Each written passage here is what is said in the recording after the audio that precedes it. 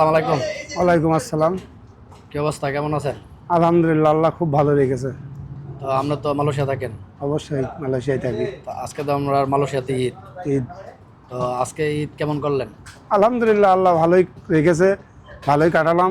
গেছিলাম নামাজ পড়ে এসে ঘুমাইছি। আজকের দিনে ঈদ ফিলিংস বুঝতে পারলাম না, রবিবারে বেশি মনে হয় আমাদের ঈদ ঈদ ভাব, কিন্তু আজকে ঈদটা মানে ঘুমিয়েই কাটাইছি। ঈদের দিনে তো বেশি আনন্দ করেন, হ্যাঁ, মানে ছুটির রবিবারে দিন রবিবার। ছুটির দিন।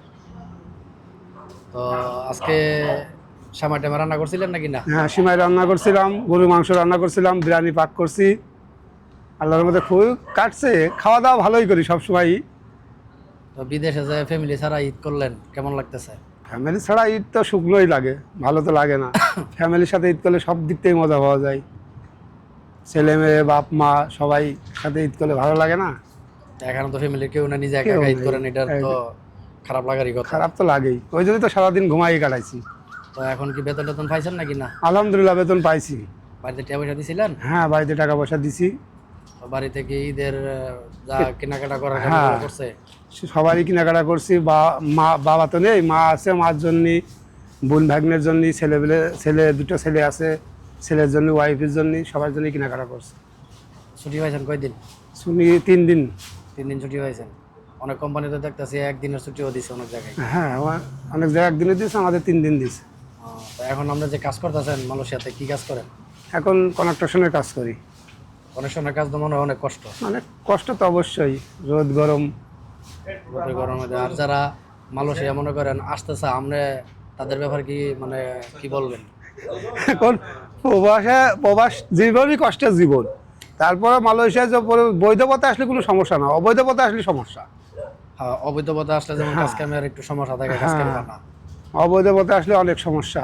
আবার অনেক ধরনের রিক্সও তো থাকে। হ্যাঁ, রিক্সও থাকে। আর বৈধ পথে আসলে সে যদি কর্ম করতে পারলে ভালো। আর যারা মনে করেন যে অনেক মানুষ আছে মালয়েশিয়া আই হেরা ভাবে যে মালয়েশিয়া কাম কাজ হালকা, কিন্তু পরিশ্রম না করলে যে মানুষের টাকা ইনকাম করতে পারে না, এটা কতটুকু সত্য? এইটা ভুল ধারণা। পরিশ্রম করতে হবে, পরিশ্রম না করলে টাকা এমনি কেউ দেবে না, পরিশ্রম করতে হবে। পরিশ্রম করলে তার ভাগ্য চাকা এমনি ঘুরবে। তো আপনি আগে দেশে থাকতে কেমন কাজ করতেন, কয় ঘন্টা কাজ করতেন, আর বিদেশ আসার পরে কয় ঘন্টা কাজ করতেন? দেশে আমার এখন বর্তমানে দেশে থাকতে নিজের ইচ্ছা মতন কাজ করছে, আর এখন বসের ইচ্ছা মতন কাজ করতে হয়।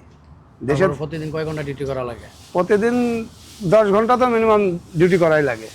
এবার যদি একটু টাকা ইনকাম বেশি করতে চান তাই খালি 15 ঘন্টা 15 ঘন্টা। 15 ঘন্টা। তারপর আবার কাজ করে এসে নিজে রান্না বান্না হ্যাঁ, করে নিজে খাওয়া রান্না করতে হয়, নিজের কাপড় চোপড় নিজে ধুতে হয়, সব কিছু নিজে। লাগে। আপনারা প্রজেক্টের আশেপাশে তো কোনো দোকান টোকান দেখতেছি না। না, এখান থেকে 4 কিলোমিটার হেঁটে পানি আনতেই যেতে হয়, খাওয়ার পানি। খাওয়ার পানি। তো আমরা বাংলাদেশে যারা প্রবাসী আছে সবাই তো এরকম পরিস্থিতি দিয়ে আছে, যারা সবাই যারা কাজ এমন করে। পরিস্থিতি দিয়ে আছে। প্রবাস মানেই কষ্টের জীবন। তাহলে ভালো থাকেন। আলহামদুলিল্লাহ, দোয়া করেন।